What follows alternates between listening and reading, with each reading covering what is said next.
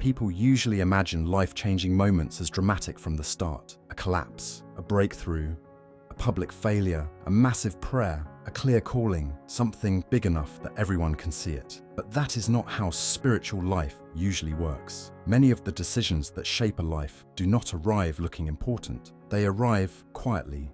They look small, almost ordinary, and that is exactly why people miss them.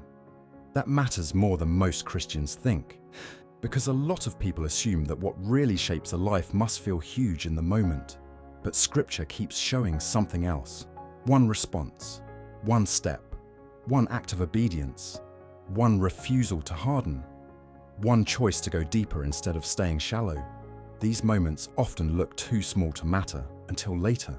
Then you realize they were not small at all. They were hinges. And this is where Romans matters more than it first appears. It is showing that the gospel moves through real people making real decisions inside under real pressure. Paul did not write Romans by accident. He did not drift into this letter. He was moving through history, conflict, burden, mission, and responsibility. And behind that large movement were smaller choices that carried enormous weight. He chose not to stay where it was easy. He chose to keep going where Christ was not yet known. He chose to care about clarity before confusion spread further. He chose to write before arriving. He chose to serve the believers in Jerusalem. He chose to keep carrying the burden of the gospel, even when the road became costly. None of those decisions may have looked cinematic in the moment, but together they shaped history. That should sober people, because many Christians are waiting for one giant spiritual moment while quietly neglecting the smaller decisions that are already shaping who they are becoming. The decision to open Scripture or scroll past it. The decision to deal honestly with conviction or soften it into vague emotion. The decision to stay where faith is safe or go where love costs something. The decision to listen carefully or keep living on religious autopilot. These moments do not always feel dramatic, but they are never neutral. And this is where people often get spiritual formation wrong. They think their lives are shaped mainly by their biggest moments, but usually a life is shaped by repeated smaller yeses and nos long before the visible turning point appears. Public outcomes usually have private roots. Deep collapse has a history. Deep strength also has a history, and both are often built in what look like ordinary choices no one else saw. That is why Paul's example is so sharp. When he wrote to Rome, he was not just passing on information. He was acting in a decisive moment. He understood that confusion about the gospel could not just be left alone. He had seen what distortion could do. He had seen churches pressured, misled, divided, and burdened. So writing this letter was not a casual project. It was an act of responsibility, one step of obedience, one moment where clarity mattered. And that moment would outlive him. That is worth sitting with, because one letter can shape generations. One act of courage can strengthen a church. One decision to tell the truth clearly can protect people you will never even meet. We often underestimate what God can attach to one faithful act. We want to see the whole chain of consequences before we obey. But most obedience does not come with that privilege.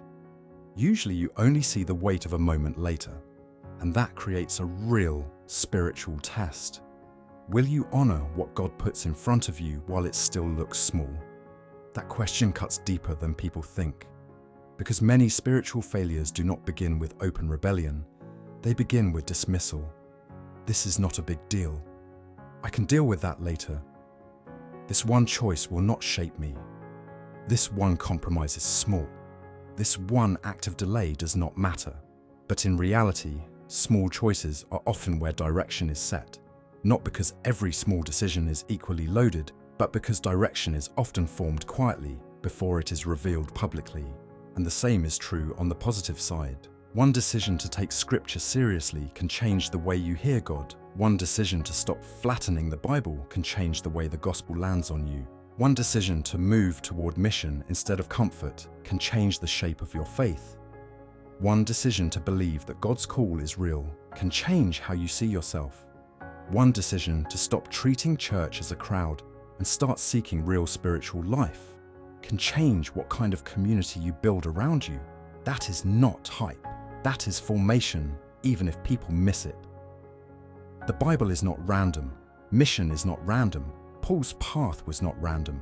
Calling is not random. A spiritually living church is not random. So why do people still assume their own small decisions are random? They are not. Not when they move toward truth. Not when they move away from truth. Not when they deepen your hunger. Not when they harden your resistance. Not when they train your loves. Not when they set your direction.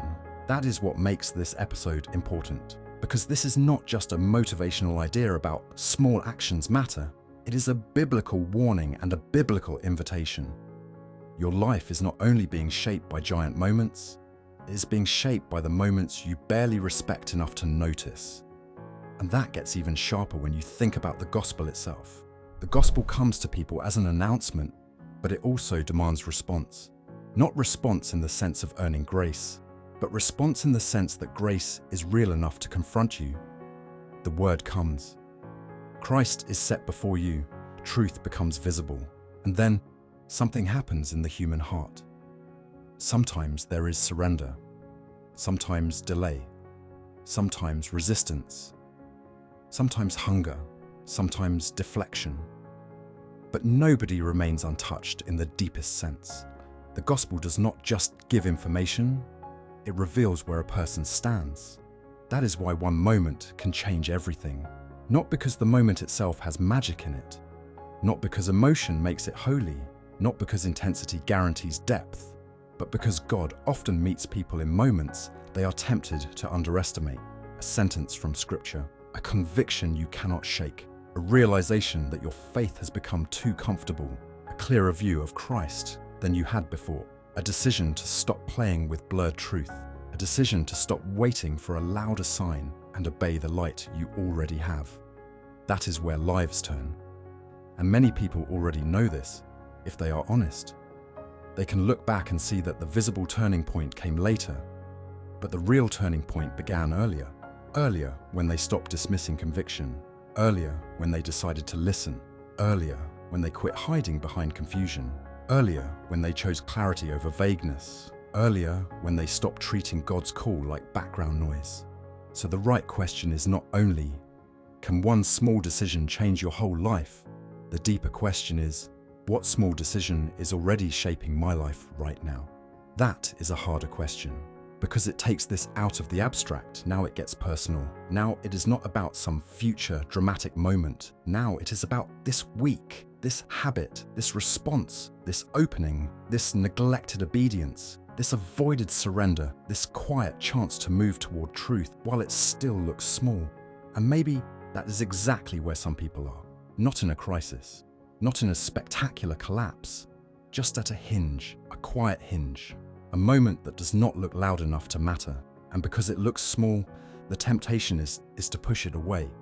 Do not do that too quickly, because God has always worked through more than spectacle.